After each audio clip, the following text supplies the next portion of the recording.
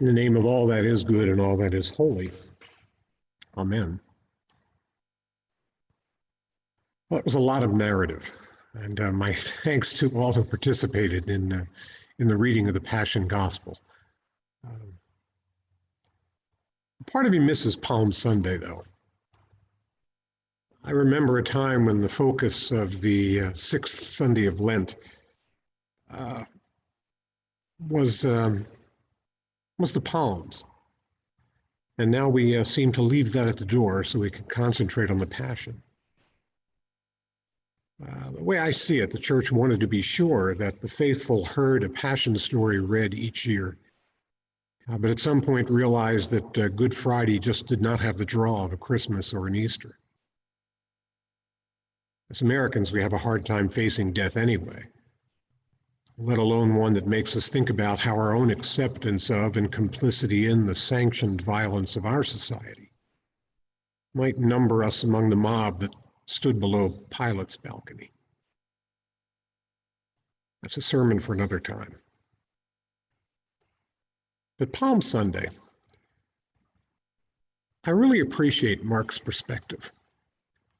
And the text that describes Jesus' entry into Jerusalem begins the descent toward that death that we don't want to face once we have stripped away the safety net of tradition.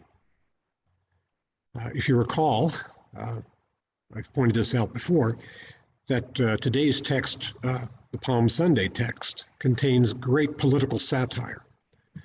This gospel is known as a tragicomedy anyway. And at the Passover each year, the governor, in this case Pilate, would come up to Jerusalem from the civil and military Roman capital for Judea, which was Caesarea Maritima. That city was second only to Rome, population of about 150,000, and arguably the empire's most vital port. And he brought more than a few soldiers with him to impress the Jews gathering for the observance of Passover, and to remind them that any shenanigans brought about by their zeal for their religion would not be tolerated, knowing that passions always ran high at Passover, especially when Jews arrived from all over the region. There was bound to be trouble. You can imagine then that entry into Jerusalem, with all of the spectacle and power that the occupiers could muster. Great photo op.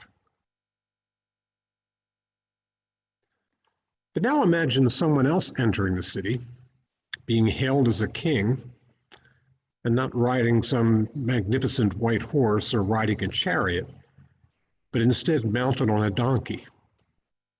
And his forces are not bristling with spears and flat swords. Instead, they are all armed with palm branches. Now, is Mark's Jesus mocking Pilate and the power of Rome? Draw your own conclusions. I've drawn mine. And what follows this story as the week now spirals out of control is a scathing judgment against the temple and its corrupted systems, and against the bankrupt sacrificial system, represented first of all by the story of the cursing of the fig tree, the one that bears no fruit. Now remember the story from John's Gospel when Jesus says that he saw Nathanael under the fig tree.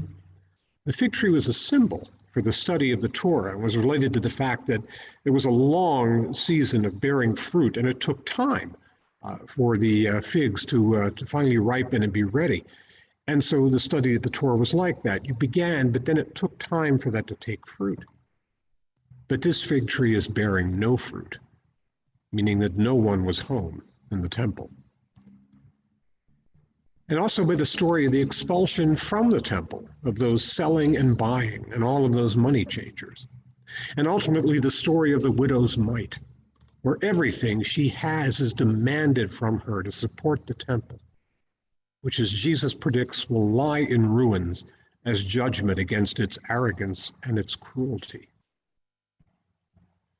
And there are also the head-to-head encounters with the Pharisees, who, after being bested and insulted and embarrassed, and frightened to death of Rome's response to what they see as this gathering storm of insurrection, they do fear the popularity of this prophet from Galilee. So they set in motion the plot that will remove the man they see as a threat to everything that this system has given them. We should read that narrative in its entirety on Palm Sunday, for without it, Mark's passion lacks much of its intended depth and meaning. And my point is simply that before we get to the passion, we need to spend time with the tensions, the conflicts that are at work and which boiled over and made what we call Good Friday unavoidable. When the forces of systemic evil, when confronted by God's pure love and light, acted swiftly and surely with righteous anger and justifiable violence to set things right and bring law and order to a smoldering Jerusalem. And we also need to ask ourselves or consider, what has changed because of that death? But more importantly, what has not?